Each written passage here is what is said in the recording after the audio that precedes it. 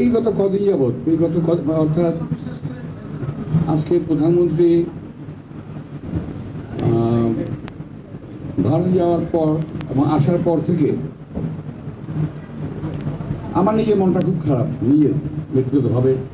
কারণ মুক্তিযুদ্ধ করেছি, এই দেশটা স্বাধীন করার একটা অংশ অন্তত আমি আমার বিবেকে আছে বলতে পারি, এর মধ্যে মিথ্যার কোনো আশ্রয় নাই।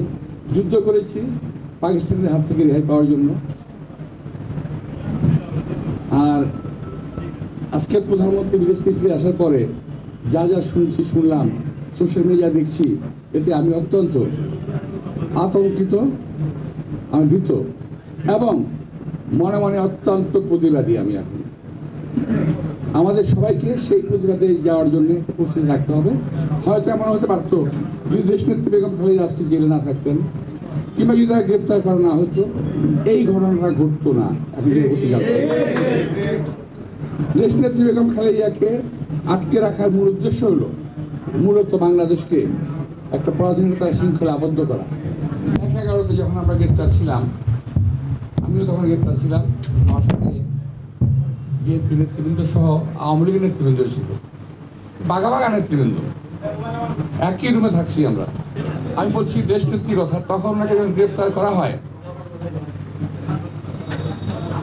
গ্রেফতারের পরবর্তী পরে যখন মুক্তি দেওয়া হয়, আমি মুক্তি পাওয়ার বোধহয় মাস 2 আগে সম্ভবত দেশনেত্রী বেগম খালেদা মুক্তি পেয়েছিলেন। উনি আরো আগে মুক্তি পেতেন। আমি ওনার বেলায় তোমাকে জিজ্ঞেস করেছিলাম যে কিছু কথা জিজ্ঞেস করেছি, আমার সঙ্গে অনেক আলোচনা হয়েছে, কথাবার্তা হয়েছে। ওই সময় উনি বললেন যে আমাকে 13টা অথবা 21টা দেওয়া হয়েছিল, দাবি দেওয়া হয়েছিল, যে দাবিগুলো মানতে হবে, তাইলেই আপনার মুক্তি পাবেন আপনি। আমি সেটা গ্রহণ করি নাই। এটা ম্যাডাম বললেন যে আমি এটা গ্রহণ করিনি, কারণ প্রত্যেকটাই ছিল দেশের বিরুদ্ধে। আমি যদি এগুলো মেনে নেই তাহলে দেশের অস্তিত্ব থাকে না। এবং ওই সময় যারা 111 কার্যক্রম পরিচালনা করেছেন সামরিক বাহিনীর পক্ষ থেকে, তাদের দুজনের সাথে কথা হয়েছে। তারা যে কথাটা বললেন, যদি এই দাবিগুলো বেগম খালেদা মেনে নেন তাহলে তার বিএনপি ক্ষমতায় থাকতো। উনি তো মানলেন না, কিন্তু আজকে এই প্রধানমন্ত্রী শেখ হাসিনা উনি জেলে ছিলেন, উনি কিন্তু মেনে নিলেন। সেই চুক্তি মেনেই আজকে উনি মুক্তি পেয়েছেন এবং তখন থেকেই তারা ক্ষমতায় আসছে। আপনি মনে আছে আপনাদের? 11 পর কিন্তু অন্য কোনো সরকার ক্ষমতায় আসতে পারে নাই। এবং উনি বলেছিলেন যে এই 111 সরকার আমাদের আন্দোলনের ফসল এবং তারই লেজুরবৃত্তি করে আজকে ক্ষমতায় আছে। কিন্তু ওই জায়গায় যদি আজকে দেশনেত্রী বেগম খালেদা থাকতেন, যেটা বলতে যাচ্ছি, তাহলে কিন্তু দেশটা আজকে আমি অবস্থা হয় না।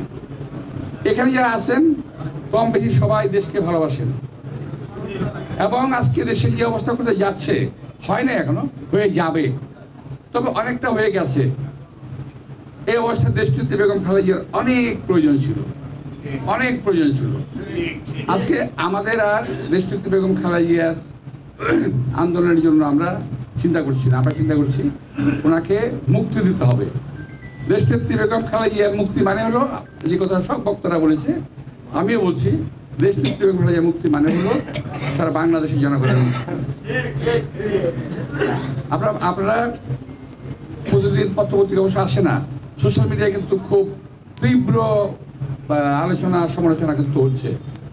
পড়বেন, মন দিয়ে পড়বেন, ওখান থেকে আপনার দেশের প্রতি ভালোবাসাটা আসবে, দেশনেত্রী বেগম খালেদার প্রতি ভালোবাসাটা আসবে।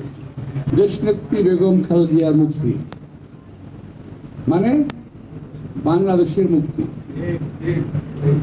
জনগণের কথা বলার মুক্তি এবং এই দেশের স্বাধীনতার মুক্তি, সার্বভৌমত্বের একটা মুক্তি। এটা আমাদের এই যে আজকে আমরা বসছি এখানে, এভাবে এখানে বসে অন্তত কিছুদিন যদি আমাদের ছেলেমেয়েদেরকে আমরা বলতে পারি ঘটনা কি ঘটতে যাচ্ছে, যদি বুঝাতে পারি, তাহলে আমাদের মিছিল, মিটিং, প্রতিবাদের কোনো অসুবিধা হবে না। প্রত্যেকটা মানুষকে, প্রত্যেকটা দেশপ্রেমিক মানুষকে দেশকে ভালোবাসতে হবে প্রথম, তারপর দল, তারপরে ব্যক্তি। দেশকে ভালোবাসতে হবে সবচেয়ে প্রথম। এই ভালোবাসা, দেশকে ভালোবাসার একমাত্র প্রতীক বাংলাদেশের দেশনেত্রী বেগম খালেদা জিয়া।